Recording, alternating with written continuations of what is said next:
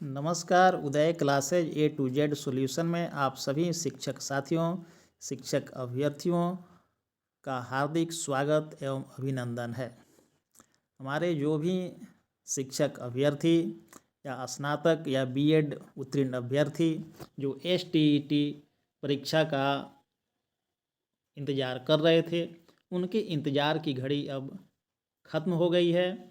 बिहार विद्यालय परीक्षा समिति पटना द्वारा माध्यमिक शिक्षक पात्रता परीक्षा यानी STET 2023 के लिए विज्ञापन जारी कर दिया गया है। जैसा कि आप सभी साथियों और अभ्यर्थियों को ज्ञात है कि अब बिहार में शिक्षक बनने के लिए BPSC परीक्षा से गुजरना होगा। हाल ही में जो BPSC के लिए आवेदन हुआ है, इसमें बहुत सारे विषयों में माध्यमिक और उच्च माध्यमिक के लिए अभ्यर्थी नहीं मिले हैं, जिसके आलोक में बिहार सरकार द्वारा यह निर्णय लिया गया कि अब सभी विषयों में एक बार STET की परीक्षा ली जाएगी। तो बिहार सरकार के निर्णयोपरांत बिहार विद्यालय परीक्षा समिति द्वारा विज्ञप्ति संख्या PR 224/2023 यहाँ आप देख रहे हैं, विज्ञप्ति संख्या PR 224/2023 बिहार विद्यालय परीक्षा समिति पटना द्वारा जारी कर दिया गया है। जो भी हमारे साथी या अभ्यर्थी जो स्नातक या B.Ed हैं, स्नातकोत्तर यानी MA या B.Ed हैं, उनके लिए यह एक सुनहरा मौका है, खुशखबरी है कि वो STET परीक्षा में शामिल हो सकते हैं और STET परीक्षा में उत्तीर्णता के पश्चात जब बिहार सरकार द्वारा BPSC परीक्षा का आयोजन किया जाएगा तो उसमें शामिल हो सकते हैं और वो बिहार सरकार में शिक्षक बन सकते हैं, माध्यमिक शिक्षक और उच्च माध्यमिक शिक्षक। माध्यमिक शिक्षक यानी 9th और 10th, उच्च माध्यमिक यानी 11th और 12th के लिए। तो दोस्तों, ये वीडियो खास करके आप ही के लिए हैं। यदि आप BA B.Ed हैं और STET परीक्षा का इंतज़ार कर रहे थे, यदि आप MA M.Ed है और STET परीक्षा का इंतज़ार कर रहे थे, तो ये वीडियो आप ही के लिए है। तो आप सभी से रिक्वेस्ट है कि इस वीडियो में आप अंत तक बने रहें और STET परीक्षा 2023 के विज्ञापन संबंधी बिंदुवार जानकारी इसमें विस्तृत रूप से मैं आप लोगों को प्रदान करूँगा। यदि अभी तक आपने मेरे चैनल को सब्सक्राइब नहीं किया है तो कृपया मेरे चैनल को सब्सक्राइब कर लें ताकि मेरे प्रत्येक आने वाली वीडियो की जानकारी आपको मिल सके। आइए अब बिंदुवार इस परीक्षा के यानी STET परीक्षा 2023 के इसके प्रत्येक बिंदु पर हम चर्चा करते हैं। सबसे पहले हम इसकी संरचना पर चर्चा कर रहे हैं।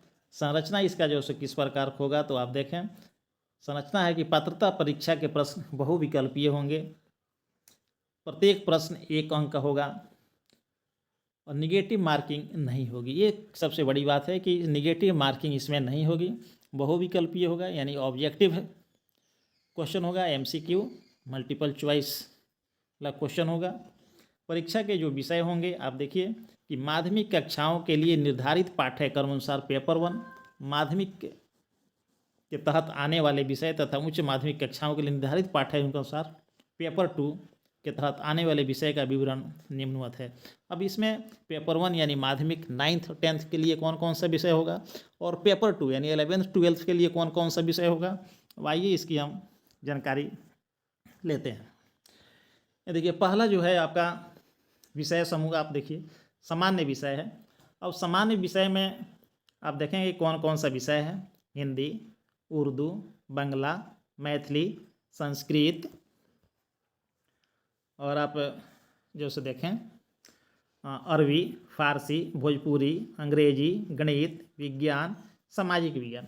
इस तरह से सामान्य विषय के अंतर्गत ये 12 विषयों की परीक्षा ली जाएगी और इसके लिए जो आपको शैक्षणिक योग्यता जो निर्धारित है, आपको शैक्षणिक प्रशैक्षणिक जो अर्हता जो निर्धारित है वो है कि देखिए, विनिर्दिष्ट विषय समूह में कम से कम 50% अंक सहित किसी मान्यता प्राप्त विश्वविद्यालय से स्नातक अथवा स्नातकोत्तर अथवा इसके समतुल्य उत्तीर्ण और राष्ट्रीय अध्यापक शिक्षा परिषद से मान्यता प्राप्त संस्थान से शिक्षा में स्नातक या B.Ed, तो स्नातक की डिग्री होनी चाहिए और एनसीटी द्वारा मान्यता प्राप्त किसी भी संस्थान से बीएड की डिग्री होनी चाहिए या इसकी समतुल्य डिग्री होनी चाहिए सामान्य विषय के लिए। आगे है, आप देखेंगे यहाँ जो दूसरा विषय है आपको कि शारीरिक शिक्षा। तो शारीरिक शिक्षा एक वैकल्पिक विषय के रूप में शारीरिक शिक्षा के साथ 50% अंकों सहित शारीरिक शिक्षा में स्नातक उपाधि, इसके लिए ये अर्हता निर्धारित की गई है। उसके बाद आप देखें शारीरिक शिक्षक के साथ आपको यहाँ संगीत शिक्षक, ललित कला शिक्षक। अब संगीत विषय में आपको न्यूनतम 50% अंकों के साथ किसी मान्यता प्राप्त विश्वविद्यालय अथवा मान्यता प्राप्त बोर्ड संस्थान से संगीत शिक्षा में स्नातक उपाधि होना चाहिए। ललित कला, ललित कला में आप देखिए कि ललित कला के लिए क्या आपको शैक्षणिक योग्यता है। इसमें भी है कि न्यूनतम 50% अंकों के साथ मान्यता प्राप्त विश्वविद्यालय अथवा मान्यता प्राप्त बोर्ड संस्थान से ललित कला विषय में स्नातक उपाधि अथवा उसके समकक्ष अर्हता। मान्यता प्राप्त संस्थान संबंध किसी भी प्रकार का विवाद उत्पन्न होने पर प्रशासनिक विभाग का अंतिम निर्णय होगा।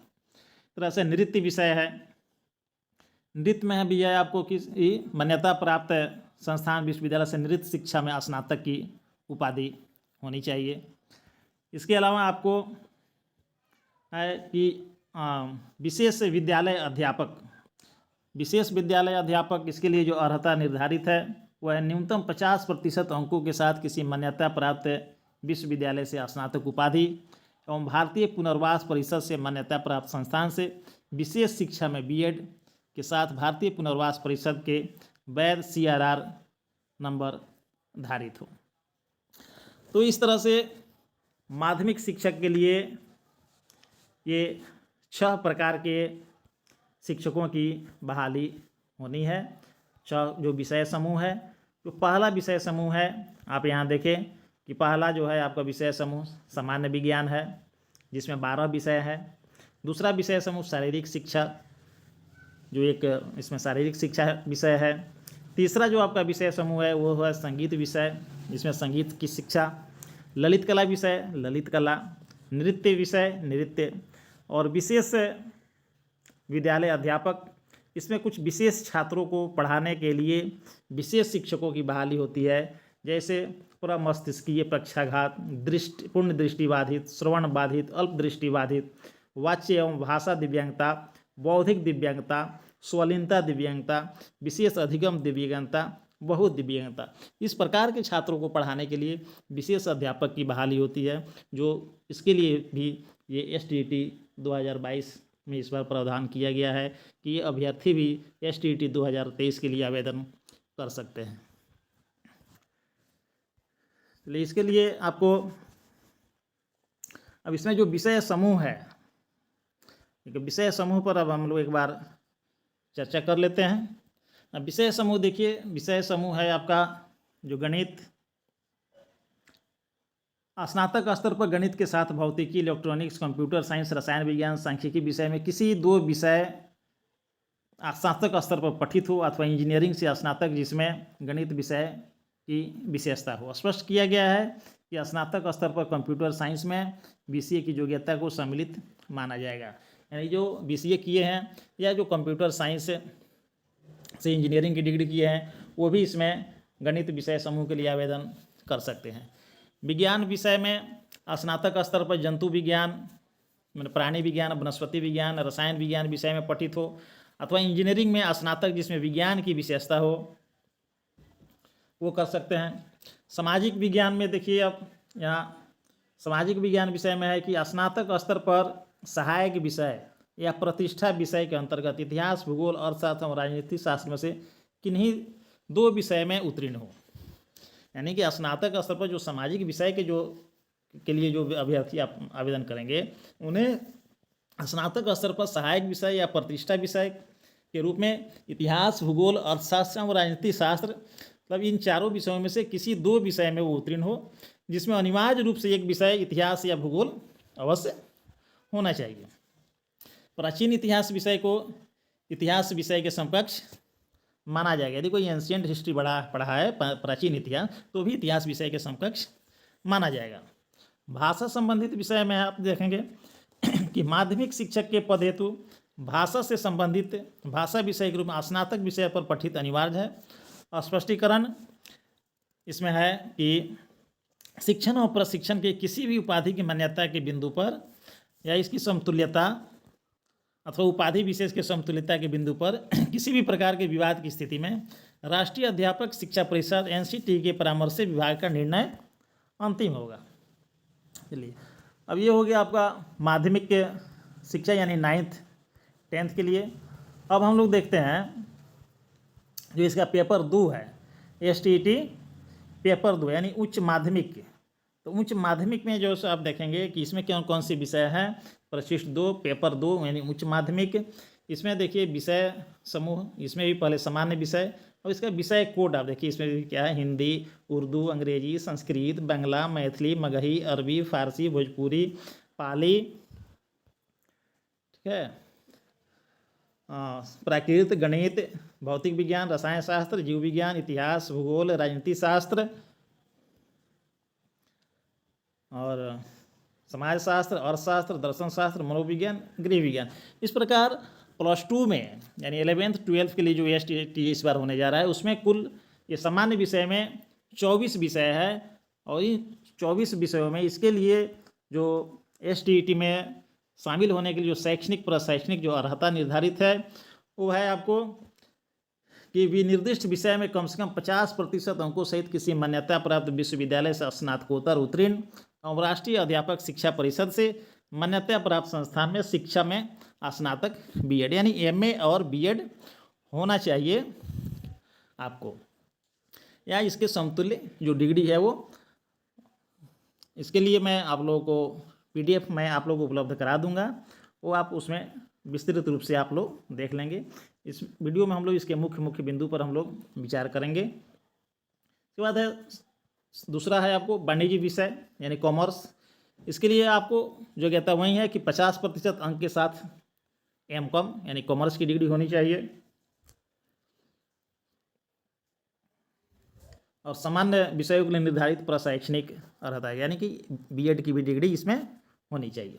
कंप्यूटर साइंस में है कि 50% अंकों के साथ निम्न विषय समूह में मान्यता प्राप्त विश्वविद्यालय संस्थान के साथ उपाधि के स्तर पर E एवं किसी विषय में स्नातकोत्तर की उपाधि अथवा किसी मान्यता प्राप्त विश्वविद्यालय या NICT से मान्यता प्राप्त संस्थान से BE या BTech कंप्यूटर साइंस अथवा समकक्ष उपाधि। यानी कंप्यूटर साइंस के लिए है कि जो किसी भी मान्यता प्राप्त संस्थान से विश्वविद्यालय से यदि BE BTech and computer science में या IT में उन्हें BTech या BE की डिग्री यदि हासिल है तो वो इस परीक्षा में शामिल हो सकते हैं और इनके लिए BEd की उत्तीर्णता अनिवार्य नहीं है। सिर्फ कंप्यूटर साइंस के लिए, कंप्यूटर साइंस के जो अभ्यर्थी हैं उनके लिए BEd अनिवार्य नहीं है।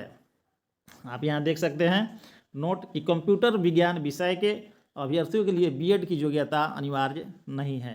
यानी कि जो इंजीनियरिंग के जो भी छात्र हैं कंप्यूटर साइंस से जो BE या BTech किए हैं और वो यदि शिक्षक बनना चाहते हैं STET परीक्षा 2023 में आवेदन करना चाहते हैं तो उनके लिए BEd की योग्यता अनिवार्य नहीं है। इसी तरह से कृषि विज्ञान में है कि न्यूनतम 50% अंकों के साथ निम्न विषय समूह में मान्यता प्राप्त विश्वविद्यालय संस्थान से कृषि उद्यान में आपको स्नातक होना चाहिए। इसमें इसका जो नोट देखेंगे कि मान्यता प्राप्त संस्थान के संदर्भ किसी प्रकार का विवाद उत्पन्न होने पर प्रशासनिक विभाग का निर्णय अंतिम होगा। संगीत विषय वहीं 50% अंकों के साथ स्नातकोत्तर की उपाधि होनी चाहिए। देखिए विषय समूह अब यहाँ देखेंगे हम लोग से साइंस यानी फिजिक्स में देखिए physics, electronics, applied physics, nuclear physics, chemistry तो केमिस्ट्री या बायोकेमिस्ट्री, इकोनॉमिक्स तो economics, applied economics, business economics, commerce यानी master degree in commerce, however holder of degree of M.Com यानी जो M.Com जो किए हैं in applied business economics shall not be eligible, वो लोग एलिजिबल इसके नहीं होंगे। बोटनी जियोलॉजी में botany, geology, life science, bio science, genetic, microbiology, biotechnology, molecular biology, plant physiology, maths में है मैथमेटिक्स और अप्लाइड मैथमेटिक्स। इस तरह से आप यहाँ आप देख रहे हैं कि इसका पाठ्यक्रम पेपर 1 यानी माध्यमिक के तहत आने वाले विषयों के लिए राज्य के विश्वविद्यालय से लागू स्नातक स्तरीय पाठ्यक्रम तथा पेपर 2 उच्च माध्यमिक तक आने वाले विषयों के लिए विश्वविद्यालयों में लागू स्नातक प्रतिष्ठा स्तरीय पाठ्यक्रम।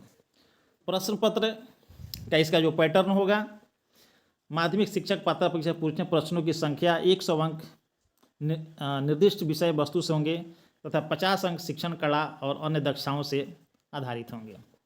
100 अंक जो होगा वो आपके विषय से होंगे और 50 अंक जो होगा वो आपको शिक्षण कला और अन्य दक्षता होगा, यानी कुल 150 अंक की ये परीक्षा होगी।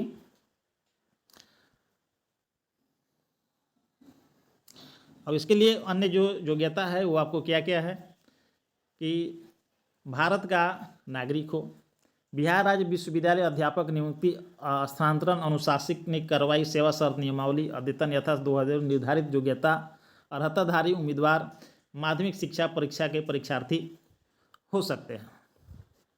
ये सारे जो नियमावली हैं इस पर उन पर जो है ये लागू होगा।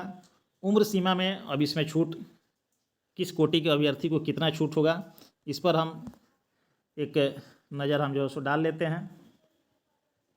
देखिए उम्र सीमा जो है यहाँ कोटि आप देख रहे हैं, अनारक्षित यानी जनरल वर्ग कोटि के जो पुरुष होंगे उनकी अधिकतम आयु सीमा जो है वो 37 वर्ष, अनारक्षित महिला का 40 वर्ष, पिछड़ा वर्ग पुरुष या महिला यानी ओबीसी के लिए 40 वर्ष, अति पिछड़ा यानी ईबीसी का पुरुष या महिला 40 वर्ष, अनुसूचित जाति के पुरुष महिला 42 वर्ष, अनुसूचित जनजाति के पुरुष और महिला को 42 वर्ष। उम्र की जो गणना होगी वह 1/8/2023 के आधार पर की जाएगी।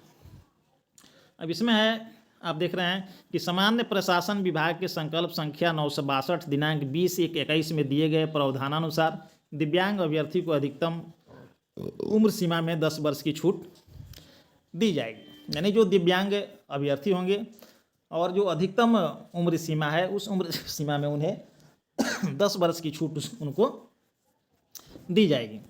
इसी तरह से आपको जो अन्य अभ्यर्थी हैं आप इसमें देख रहे हैं कि सामान्य प्रशासन विभाग के परिपत्र संख्या 5/374 दिनांक 2/4/2013 में दिए गए प्रावधानानुसार भूतपूर्व सैनिक अभ्यर्थियों को अधिकतम उम्र सीमा में 3 वर्ष तथा प्रतीक्षारत सेवा में बिताई गई सेवा अवधि के योग के समतुल्य रियायत दी जाएगी, बशर्ते कि उनका वास्तविक उम्र आवेदन के समय 57 वर्ष से अधिक नहीं होनी चाहिए। जो भूतपूर्व सैनिक है या प्रतीक्षारत जो सेवा में है वो 57 वर्ष की उम्र तक आवेदन कर सकते हैं। इस तरह के सभी कोटि के प्रशिक्षित अभ्यर्थियों को, सभी कोटि यानी जनरल से लेकर के और SC ST तक के सभी अभ्यर्थियों को 10 वर्ष का छूट आपको बिहार राज्य विद्यालय अध्यापक नियुक्ति स्थानांतरण अनुशासनिक कार्रवाई एवं सेवा शर्त नियमावली 2023 में किए गए प्रावधान के आलोक में मिलेगा। जिन विषयों में माध्यमिक के शिक्षक परीक्षा 2019 और 2022 में नहीं हुई थी उन्हें दिया होगी, यानी जिन विषयों के लिए 2019 और 2022 में STET परीक्षा नहीं हुई थी उन विषयों के लिए अभ्यर्थियों को 10 वर्ष की छूट, अधिकतम उम्र सीमा में 10 वर्ष की छूट दी जाएगी। जैसे यदि किसी कोटि में अधिकतम उम्र सीमा यदि 40 वर्ष है तो उन्हें 10 वर्ष का छूट दिया जाएगा, यानी वो 50 वर्ष की उम्र तक यानी 1/8/2023 तक जिनका उम्र 50 वर्ष होगा वो भी इसमें आवेदन कर सकते हैं, लेकिन सिर्फ उन विषयों के लिए जिन विषयों के लिए 2019 एवं 2022 में STET की परीक्षा आयोजन नहीं हुई थी। चलिए आगे हम देखते हैं आगे। अब इसमें क्या क्या जो और जानकारी है आपको, पूरा नोटिफिकेशन आपके सामने है, एक एक बिंदु पर हम लोग चर्चा कर रहे हैं। देखिए आगे आपको कि STET पेपर 1 में के विषय हिंदी, अंग्रेजी, गणित, विज्ञान, सामाजिक विज्ञान, संस्कृत एवं उर्दू तथा STET के विषय अंग्रेजी, गणित, भौतिकी, रसायन शास्त्र, प्राणी शास्त्र, वनस्पति शास्त्र, कंप्यूटर साइंस, मैथिली एवं वाणिज्य की पात्रता परीक्षा 2019 से हम 2022 में आयोजित की गई है। इसलिए इन विषयों के अभ्यर्थियों को अधिकतम आयु सीमा में छूट दिया नहीं होगी। इसके अतिरिक्त जो विषय है उन्हें ही अधिकतम उम्र सीमा में छूट दी जाएगी। अब इसका उत्तीर्णांक क्या होगा, यानी कि किस कोटि के लिए उत्तीर्णांक जो से कितना होगा, इस पर एक नज़र हम डालते हैं। बहुत ही महत्वपूर्ण बिंदु। कोटियाँ देखिए, सामान्य कोटि के लिए जो उत्तीर्णांक है वो 50% है। बहुत ही कम उत्तीर्णांक इस बार रखा गया है। पहले 60% हुआ करता था, इस बार 50% कर दिया गया है। 50% यानी जो आपको 150 नंबर का आपका जो परीक्षा होगा उसमें आपको 75 अंक आपको लाने होंगे। पिछड़ा वर्ग के लिए 45.5%, अत्यंत पिछड़ा वर्ग यानी EBC के लिए 42.5%, अनुसूचित जाति जनजाति यानी SC ST के लिए 40%, दिव्यांग के लिए 40%, महिला के लिए 40%। चलिए, प्रमाण पत्र माध्यमिक शिक्षा पात्रता परीक्षा यानी STT 2023 में पेपर 1 या पेपर 2 सभी अभ्यर्थियों को उत्तीर्णता प्रमाण पत्र निर्गत किया जाएगा। जो भी लोग भी उत्तीर्ण होंगे उन सभी को उत्तीर्णता प्रमाण पत्र दिया जाएगा और ये सभी लोग जब शिक्षक बहाली के लिए जब BPSC की परीक्षा होगी वो उसमें आवेदन कर सकते हैं। और ये जो इसमें उत्तीर्ण होंगे वो आपकी इसकी जो वैधता होगी वो जीवन पर्यंत होगी, लाइफ टाइम इसकी वैधता होगी, वैधता होगी यानी कि वैलिड होगा। STT परीक्षा 2023 में जो भी उत्तीर्ण अभ्यर्थी होंगे उनकी जो वैलिडिटी होगी उनके सर्टिफिकेट की वो लाइफ टाइम वैलिडिटी होगी। चलिए, परीक्षा शुल्क इसमें हमें क्या देना होगा। श्रेणी देखिए, सामान्य वर्ग, आर्थिक रूप से कमजोर वर्ग यानी EWS, और पिछड़ा वर्ग और अत्यंत पिछड़ा वर्ग। पेपर 1 अथवा पेपर 2 एक पेपर के लिए 960 रुपये, और यदि दोनों पेपर के लिए अप्लाई कर रहे हैं आप तो 1440 रुपये देने होंगे। अनुसूचित जाति जनजाति और दिव्यांग को 760 रुपया, और दोनों पेपर के लिए कर रहे हैं तो 1140 रुपया आपको देने होंगे। अब है नॉर्मलाइजेशन।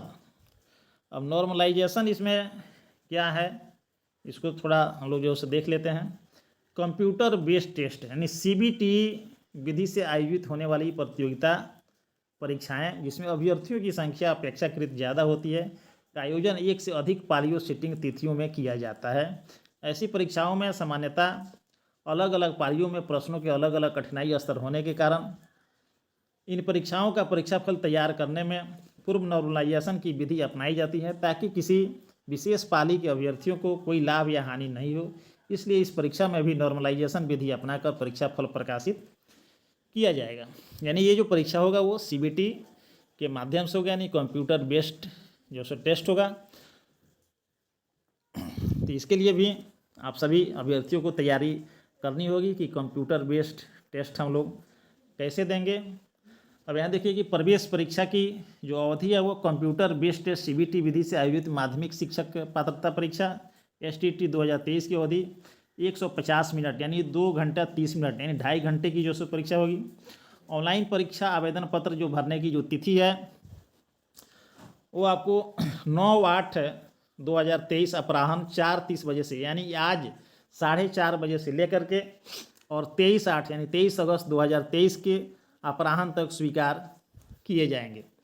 परीक्षा आवेदन पत्र भरने की जो विधि है, अभ्यर्थी समिति की वेबसाइट bscbstet.com पर जाकर क्लिक करना होगा और क्लिक करने पर secondary teacher eligibility test STT 2023 का लिंक खुलेगा जिस पर अभ्यर्थी आवेदन कर सकते हैं। ऑनलाइन आवेदन करने के पूर्व आवेदन सुनिश्चित हो ले कि उनके पास उनका कार्यरत ईमेल ID और मोबाइल नंबर मौजूद हो। अभ्यर्थी अपना ईमेल ID और मोबाइल नंबर अंतिम परीक्षा फल प्रकाशित होने तक सुरक्षित रखेंगे। किस प्रकार से आवेदन करेंगे उसकी जो विधि है कि परीक्षा आवेदन पत्र समिति के वेबसाइट पर भरने की विस्तृत विधि निम्नवत है। वेबसाइट bscbstet.com पर आवेदन की प्रक्रिया 3 चरण में पूर्ण होगी। पहला चरण जो होगा पंजीकरण का होगा, दूसरा भुगतान यानी पेमेंट करने का होगा और तीसरा जो होगा आपको फॉर्म भरने का होगा। पंजीकरण देखिए कि प्रथम बार में अभ्यर्थी रजिस्टर न्यू कैंडिडेट पर क्लिक करेंगे, तत्पश्चात इनिशियल रजिस्ट्रेशन का पेज खुलेगा और रजिस्ट्रेशन पेज पर आवेदक अपनी संबंधित सूचनाएं भरेंगे और सबमिट बटन पर क्लिक करेंगे। सबमिट के पश्चात आवेदक को उनके पंजीकृत मोबाइल पर SMS के माध्यम से पंजीकृत ईमेल और ईमेल ID पर आवेदन संख्या यानी यूजर ID और पासवर्ड भेजा जाएगा, जिसका उपयोग भुगतान करने के लिए लॉगिन करेंगे। यानी पहले रजिस्ट्रेशन करेंगे तो आपको यूजर ID और पासवर्ड प्राप्त होगा, जिसका उपयोग आप पेमेंट करने में करेंगे। परीक्षा शुल्क का भुगतान करना, लॉगिन करने के उपरांत मेक पेमेंट का ऑप्शन जो है खुलेगा। तत्पश्चात आपको सेलेक्ट पेमेंट गेटवे में से किसी एक पेमेंट गेटवे को सिलेक्ट कर भुगतान आपको सुनिश्चित करेंगे। परीक्षा शुल्क का भुगतान डेबिट कार्ड, क्रेडिट कार्ड या नेट बैंकिंग या UPI के माध्यम से की अनुमति होगी। इसके अलावा अन्य कोई माध्यम से परीक्षा शुल्क भुगतान स्वीकार नहीं किया जाएगा। उसके बाद आपको है फॉर्म भरना। फॉर्म कैसे भरेंगे कि आवेदक के मोबाइल एवं ईमेल को उपलब्ध कराए गए आवेदन संख्या और पासवर्ड के सहयोग से पोर्टल पर लॉगिन करेंगे। आवेदन पत्र का पेज खुलेगा। आवेदन पत्र में कुछ बॉक्स प्रूफ से भरे होंगे, जिसे आवेदक द्वारा रजिस्ट्रेशन के समय भरा गया है। उस पर अभ्यर्थी अपना व्यक्तिगत एवं शैक्षणिक विवरण आपको उसमें भरना होगा। अपलोड रंगीन फोटोग्राफ एवं हस्ताक्षर, आपको स्कैन किया हुआ अभ्यर्थी के फोटोग्राफ जो 20 KB से 50 KB तक का होना चाहिए और हस्ताक्षर स्कैन किया हुआ 10 KB से 30 KB तक का होना चाहिए। रंगीन फोटोग्राफ हाल का होना चाहिए। अब फोटोग्राफ का बैकग्राउंड सफ़ेद अथवा हल्के रंग का होना चाहिए। कैमरे के सामने का खींचा हुआ होना चाहिए। फोटोग्राफ में अभ्यर्थी की आंखें और चेहरा स्पष्ट रूप से दिखना चाहिए। तो इस तरह से होगा आवेदन आपको। और फोटो खिंचवाने के समय सिर पर टोपी या कोई कपड़ा, काला चश्मा स्वीकार नहीं होगा। चलिए, प्रमाण पत्रों को अपलोड करना। इसमें कौन कौन सा प्रमाण पत्र हमें अपलोड करना होगा? तो मैट्रिक 10th का प्रमाण पत्र जन्म तिथि के लिए, इंटर का प्रमाण पत्र एवं अंक पत्र, स्नातक का प्रमाण पत्र एवं अंक पत्र, स्नातकोत्तर का प्रमाण पत्र एवं अंक पत्र, B.Ed का प्रमाण पत्र एवं अंक पत्र और अन्य शैक्षणिक योग्यता यदि हो, सक्षम प्राधिकार द्वारा निर्गत आवासीय प्रमाण पत्र, अनुसूचित जाति जनजाति उम्मीदवार के लिए सक्षम प्राधिकार निर्गत जाति प्रमाण पत्र। उसी तरह से आपको अत्यंत पिछड़ा वर्ग उम्मीदवारों के लिए सक्षम प्राधिकार द्वारा क्रीमी लेयर रहित अद्यतन प्रमाण पत्र। आरक्षण का दावा करने वाले विवाहित महिलाओं को क्रीमी लेयर का प्रमाण पत्र उनके पिता के नाम पता से होना चाहिए। ये सब पहले से आप लोग जानते हैं। और जो सामान्य जानकारी है वो सभी आप लोग पहले से बहुत सारी जानकारी आप लोग रखते हैं, जानते हैं। सिर्फ ऑनलाइन ही आवेदन करना है, किसी अन्य माध्यम से नहीं होगा। तो इस तरह से अभी 9 से यानी आज से आप लोग आवेदन जो है शुरू करेंगे और 23/8 तक यानी 23 अगस्त के अपराह्न तक ये आवेदन होगा। और इसकी परीक्षा जो है CBT मोड में होगी, यानी कंप्यूटर बेस्ड जो है टेस्ट होगा, जिसका रिजल्ट बहुत ही शीघ्र ही प्रकाशित कर दिया जाएगा। जो भी रिजल्ट बेस्ड टेस्ट होता है उसका परीक्षा परिणाम बहुत ही जल्द घोषित कर दिया जाता है। तो उम्मीद है कि आप सभी साथियों को ये जानकारी अच्छी लगी होगी।